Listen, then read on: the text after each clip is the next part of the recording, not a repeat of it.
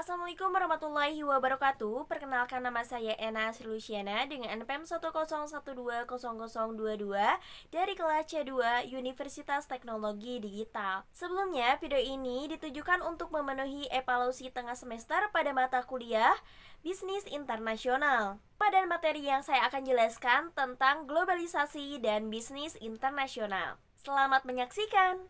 Globalisasi dan bisnis internasional. Globalisasi dalam mendukung bisnis internasional. Globalisasi merupakan sebuah tren yang mengarah pada ketergantungan antar institusi nasional dalam bidang ekonomi, budaya, politik, dan teknologi. Berbeda dengan proses internasionalisasi, globalisasi ditandai dengan semakin tidak relevannya perbatasan antar negara. Bagi seorang pengusaha, globalisasi dapat menjadi peluang untuk memperoleh bahan baku, produksi, dan biaya tenaga kerja dengan harga yang lebih rendah. Selain itu, globalisasi juga memberikan peluang yang besar dalam melakukan ekspansi pasar di berbagai negara. Proses globalisasi juga memunculkan berbagai lembaga dan organisasi internasional yang turut mendorong kegiatan bisnis internasional.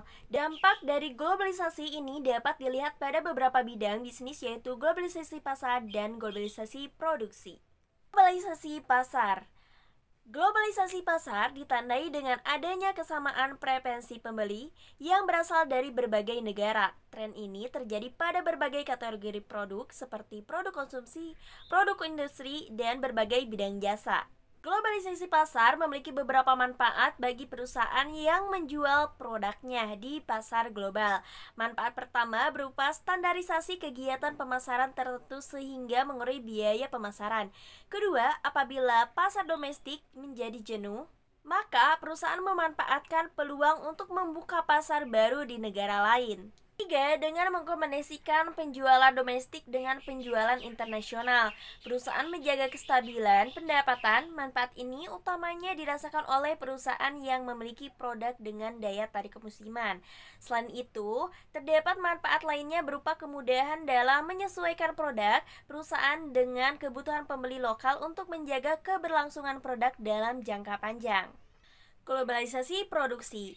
Globalisasi produksi merupakan kegiatan pengalihan aktivitas produksi ke negara atau lokasi tertentu dengan globalisasi dan bisnis internasional. Tujuannya untuk meminimalkan biaya atau memaksimalkan kualitas produk atau jasa tertentu. Kegiatan ini dapat meliputi pencarian bahan baku produksi maupun jasa alih daya internasional. Dengan demikian, globalisasi produksi memberikan manfaat berupa akses terhadap faktor produksi, termasuk tenaga kerja dengan biaya yang lebih murah. Globalisasi produksi memungkinkan perusahaan untuk mengakses faktor produksi yang tidak tersedia atau memiliki harga yang lebih mahal di pasar lokal. Selain itu, perusahaan yang mengalihkan kegiatan produksinya ke negara lain juga memperoleh manfaat berupa akses terhadap keahlian teknis. Definisi konsep dan bisnis internasional. Bisnis internasional diartikan sebagai transaksi komersial yang dilakukan lintas negara. Perusahaan dari berbagai jenis industri dan skala usaha terlibat dalam kegiatan bisnis internasional. Namun demikian, tingkat keterlibatan antar perusahaan ini sangat bervariasi. Untuk pengusaha kecil terlibat dalam kegiatan bisnis internasional dengan hanya melakukan impor, persediaan barang dari luar negeri sehingga memiliki tingkat keterlibatan yang rendah.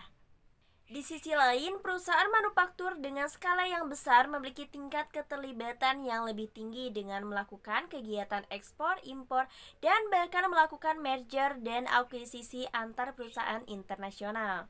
Yang terlibat dalam bisnis internasional yaitu ada dua, satu pengusaha multinasional dan kedua pengusaha dan bisnis kecil. Nah, untuk perusahaan multinasional atau multinational corporation merupakan bisnis yang memiliki investasi langsung di beberapa negara yang berbeda. Investasi yang dimaksud berupa pendirian anak perusahaan untuk melakukan kegiatan produksi, pemasaran maupun kegiatan lainnya. Kehadiran perusahaan multinasional di suatu negara memberikan manfaat yang besar bagi perekonomian. Manfaat ini berupa penciptaan lapangan kerja baru, investasi, dan pendapatan pajak. Hal ini sebaliknya terjadi apabila perusahaan multinasional memberhentikan kegiatan produksinya. Apabila hal tersebut terjadi, maka akan terdapat banyak orang kehilangan pekerjaan. Pada umumnya, perusahaan multinasional melakukan merger dan akuisisi dengan perusahaan multinasional lainnya yang berpusat di pasar negara berkembang. Kedua, pengusaha dan bisnis kecil. Persaingan bisnis internasional telah memunculkan entitas baru yang dikenal dengan Brown Global Prime, yakni perusahaan yang telah mengadopsi perspektif global dan terlibat dalam kegiatan bisnis internasional sejak pendirian usaha. Banyak perusahaan ini menjadi pesaing dalam pasar global dalam jangka waktu kurang dari 3 tahun. Hal ini dikarenakan Brown Global Prime cenderung memiliki budaya inovatif dan kemampuan organisasi yang berbasis pengetahuan. Pada era globalisasi saat ini, perkembangan teknologi telah membantu banyak perusahaan untuk melakukan kegiatan ekspor lebih awal, sehingga dapat bertumbuh dengan lebih cepat. Perusahaan dengan skala kecil juga dapat memanfaatkan perkembangan teknologi untuk mengurangi biaya dan hambatan dalam komunikasi global. Aspek-aspek penting dalam bisnis internasional. Terdapat 3 aspek penting yang dapat mempengaruhi kegiatan bisnis internasional. Ketiga aspek tersebut adalah aspek budaya, aspek hukum dan politik, serta aspek ekonomi. Nah, pertama, aspek budaya ini berkaitan dengan norma, nilai, kepercayaan, dan perilaku dari masyarakat di negara tertentu. Setiap negara memiliki budaya yang berbeda dari negara lainnya. Perbedaan tercermin pada produk, cara pemasaran, pekerjaan, dan hubungan antar masyarakat. Selain itu, perbedaan budaya ini juga direfleksikan pada jenis produk yang diterima oleh masyarakat di negara tertentu. Tidak semua produk yang diterima dengan baik di semua negara. Sedangkan pada aspek hukum dan politik, yaitu setiap negara merupakan entitas berdaulat yang memiliki hukum, peraturan, dan sistem politik yang berbeda-beda. Peraturan yang berlaku menjadi pedoman yang menjalankan kegiatan perekonomian pada masing-masing negara. Masing-masing negara memiliki ketentuan berbeda-beda terkait jenis bisnis yang dapat dibangun, termasuk sistem organisasi, kewajiban pajak, batas upah minimum, tuan harga, serta faktor-faktor operasional lainnya. Untuk aspek ekonomi, yaitu penduduk di negara maju memiliki pendapatan rata-rata yang jauh lebih tinggi dibandingkan negara berkembang. Umumnya, negara-negara berkembang memiliki populasi dengan kualitas pendidikan yang rendah, tingkat pengangguran dan kemiskinan yang tinggi, risiko politik yang tinggi, serta berbagai masalah lainnya. Dengan demikian, perusahaan asing yang melakukan kegiatan produksi di negara-negara berkembang, seperti menyediakan program pelatihan tambahan untuk karyawan lokal, melakukan pengawasan kerja yang lebih ketat, dan memberikan instruksi pekerjaan yang lebih sederhana. Berbagai situasi di negara-negara berkembang ini tentunya mempengaruhi cara perusahaan asing dalam menjalankan bisnis mereka.